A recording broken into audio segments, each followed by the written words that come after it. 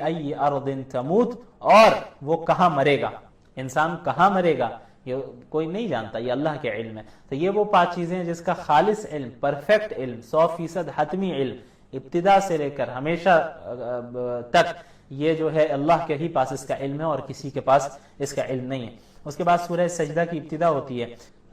اس صورت میں بھی جو اسلام کے بنیادی اراکین ہے، توحید ہے، رسالت ہے، قیامت ہے، اس کا اثبات کیا گیا ہے۔ آپ صلی اللہ علیہ وسلم جمعے کے دن فجر کی نماز کی پہلی رکعت میں سورہ سجدہ کو تلاوت کا اہتمام فرماتے تھے، اور دوسری رکعت میں سورۃ الدہر کی تلاوت کا اہتمام فرماتے تھے۔ یہ ایسی سنت ہے جو سنت مہجورہ ہے۔ عام طور پر ہماری مساجد میں جمعے کے دن فجر کی نماز میں ان 2 سورتوں کی تلاوت نہیں کی جاتی، حالانکہ آپ صلی اللہ علیہ وسلم نے پابندی کے ساتھ اس کا اہتمام کیا ہے۔ اولاً تو نماز پڑھنے ہی نہیں جاتے لوگ فجر میں۔ اللہ نے سب سے پہلے آسمان و زمین کی خلقت کا ذکر کیا ہے۔ اللہ الذی خلق السماوات والارض وما بینہما فی 6 ایام، زمین و آسمان کو اللہ تعالیٰ نے 6 ایام میں پیدا فرمایا ہے، پوری کائنات کو۔ اب یہ ایام کیا ہے میں نے پہلے بھی بتایا تھا، یوم سے مراد کوئی ضروری نہیں کہ یہ 24 گھنٹے ہمارے اس کے اعتبار سے، یوم ایک لمبی مدت کو کہتے ہیں۔ تو 6 مختلف پیریڈز میں، لمبی مدت والے پیریڈز میں اللہ نے اسے بنایا ہے۔ اس کے بعد اللہ تعالیٰ نے بنی اسرائیل اور حضرت موسیٰ کا ذکر کیا، فرمایا وَجَعَلْنَا مِنْهُمْ أَئِمَّةً يَهْدُونَ بِأَمْرِنَا، اللہ تعالیٰ نے بنی اسرائیل میں سے ائمہ کو سلیکٹ کیا، ائمہ بنایا، جو کہ اللہ کے حکم سے لوگوں کو سیدھا راستہ دکھاتے تھے۔ لیکن کیوں بنایا اللہ نے؟ 2 وجوہات تھی۔ لما صبروا، ایک تو یہ کہ انہوں نے صبر سے کام لیا، جو اچھے لوگ تھے ان میں سے انہوں نے صبر سے کام لیا، تو صبر کیا یعنی عملی زندگی، پریکٹیکل لائف ان کی بہت اسٹرانگ تھی۔ وَكَانُوا بِآيَاتِنَا يُوقِنُونَ، دوسری چیز ہماری آیتوں پر یقین رکھتے تھے، اور یقین اسی وقت کامل ہو سکتا ہے جب آپ کے پاس علم ہو۔ تو معلوم ہوا عملی طور پہ بھی وہ اسٹرانگ تھے اور علمی طور پہ بھی اسٹرانگ تھے۔ تو کوئی ایسا امام ہو یا ایسی شخصیت ہو جو مقتدا بنے، جسے لوگ مسلمان فالو کریں، تو اس کے اندر یہ 2 چیزوں کا ہونا ضروری ہے کہ عملی طور پہ بھی وہ اسٹرانگ ہو اور علمی طور پر بھی وہ اسٹرانگ ہو۔ اس کے بعد سورۃ الاحزاب کی ابتدا ہوتی ہے۔ احزاب گروپس کو کہتے ہیں۔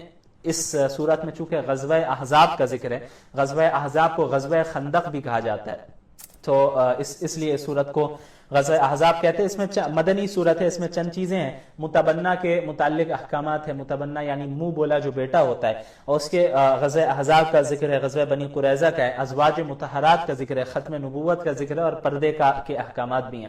اس سورت کی ابتدا ہوتی ہے ما جعل اللہ لرجل من قلبین فی جوفہ۔ ایک غلط فہمی تھی مشرکین کے درمیان، وہ یہ کہ ایک وہ ایسا شخص جو کہ عقل مند ہو، بہت زیادہ ذہین ہو، تو وہ سمجھتے تھے کہ بھائی اس کے پاس 2 دل ہیں۔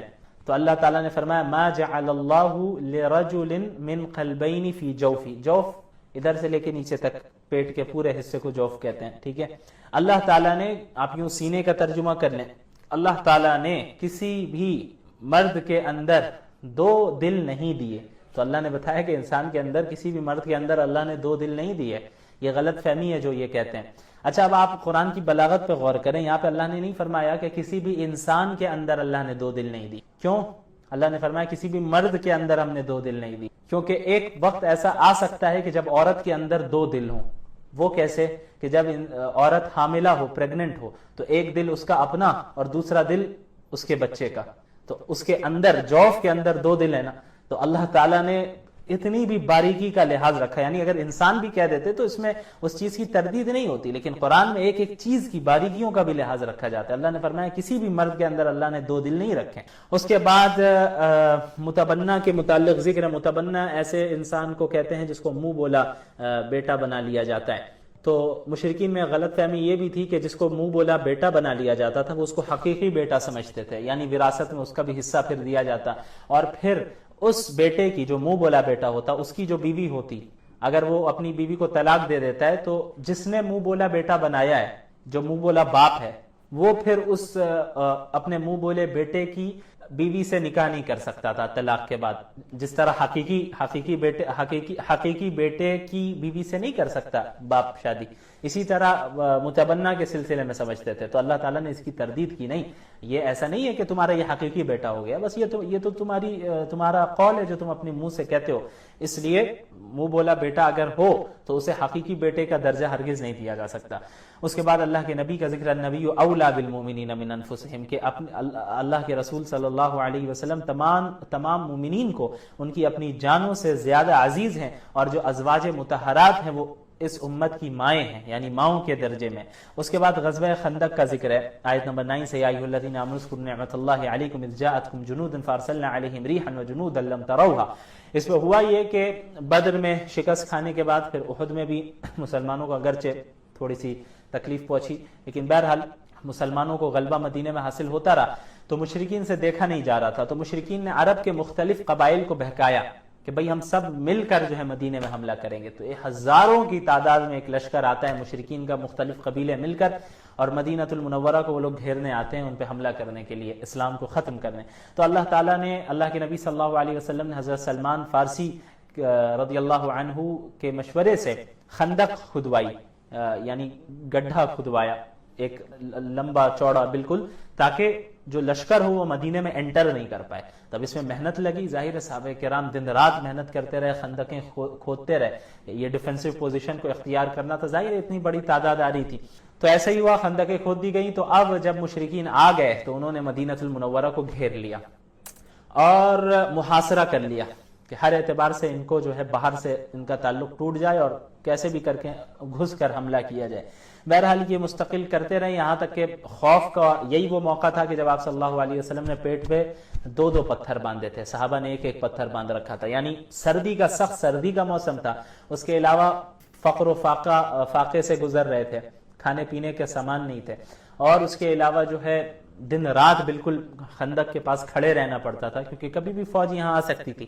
تو تقریباً 1 مہینے تک اس طرح کا محاصرہ جاری رہا. بہت تکلیفوں کے ساتھ صحابہ اور اللہ کے رسول گزرے، اور خوف کا عالم تھا کہ بس چند تعداد ہیں اور یہاں ہزاروں کی تعداد میں پورا جزیرۃ العرب تقریباً مختلف قبائل اٹھ کر آ گئے. تو اللہ نے فرمایا کہ وَبَلَغَتِ الْقُلُوبُ الْحَنَاجِرَ وَتَظُنُّونَ بِاللَّهِ الظُّنُونَ، کہ صحابہ کے کلیجے منہ کو آ گئے تھے اور گمان کرنے لگے، مختلف چیزیں ذہن میں آنے لگی کہ پتہ نہیں کیا آج اسلام ختم ہو جائے گا، کیا اللہ کی مدد کب آئے گی اور کیسے مقابلہ کیا جائے. تو اللہ نے فرمایا هُنَالِكَ ابْتُلِيَ الْمُؤْمِنُونَ وَزُلْزِلُوا زِلْزَالًا شَدِيدًا. یہ وہ وقت تھا کہ جب مومنین کو زبردست آزمائش میں مبتلا کیا گیا، انہیں ہلا دیا گیا. وَزُلْزِلُوا زِلْزَالًا شَدِيدًا، مومنین کو آزمائش میں مبتلا کر کے ہلا دیا گیا، بالکل ایسا خوف کا عالم چھا گیا تھا.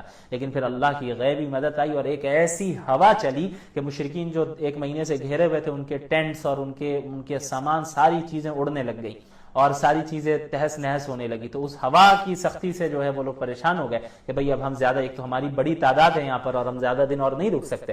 اس کے علاوہ اور بھی چند چیزیں ہوئی تھیں، آپ سیرت کا جب مطالعہ کریں گے تو اس سے آپ کو اندازہ ہوگا. تو یہ بہرحال واپس گئے اور مسلمان محفوظ رہے. اسی دوران بنو قریظہ جو یہودیوں کا ایک قبیلہ تھا، انہوں نے غداری بھی کی، تو ان کا بھی معاملہ جو ہے کلیئر کیا گیا، اور اس طرح جو ہے محفوظ رہے مسلمان. اس کے بعد آیت نمبر 28 میں یا ایھا النبی قل لازواجک ان کنتن تردن الحیات الدنیا وزینتہا، اس آیت کو آیت تخییر بھی کہتے ہیں. کیوں؟ کیونکہ اس میں حضرات ازواج مطہرات کو، یعنی آپ صلی اللہ علیہ وسلم کی جو اہلیاں تھیں، بیویاں تھیں، ان ازواج مطہرات کو اختیار دیا گیا.